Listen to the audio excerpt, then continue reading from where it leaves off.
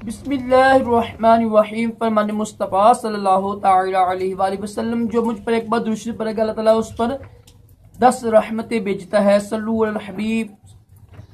3 उंगली से खाना खाना सुन्नत मुबारक का है। राशिद अत्तारी रूहानी इलाज लेकर पेश खिदमत है।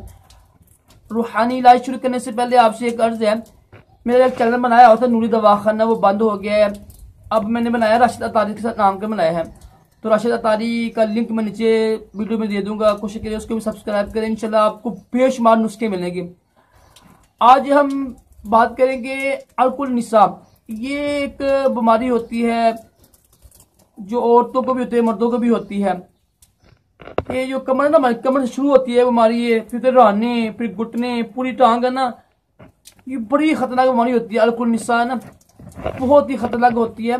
तो अगर आप ये रूहानी इलाज करेंगे इंशाल्लाह, इसके साथ गैस भी खत्म होगी, पेट का दर्द भी ठीक हो जाएगा। अगर पीठ के ऊपर दर्द है वो भी ठीक हो जाएगा इंशाल्लाह। और भी बेशुमार इसके फायदे हैं। करना आपने क्या है, अव्वल आखिर दूसरी पढ़ लीजिएगा, या मुहय्यी पढ़ना है आपने 7 बार, और पढ़कर दम कर लें दोनों हाथों पर। वो जिस जगह पर आपको दर्द हो रहा है ना, उस जगह पर लगाएं।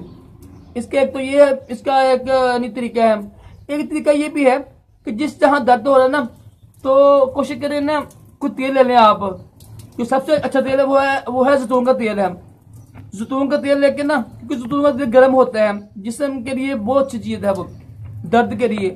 जैतून का तेल लेकर ये या मुहय्यी ना पढ़ के 7 बार दम करें, वो तेल लगाया करें आप कमर में, पीठ में, रानों पर जहां दर्द हो रहा है। तो इंशाल्लाह अर्कुल निसा का दर्द ठीक हो जाएगा।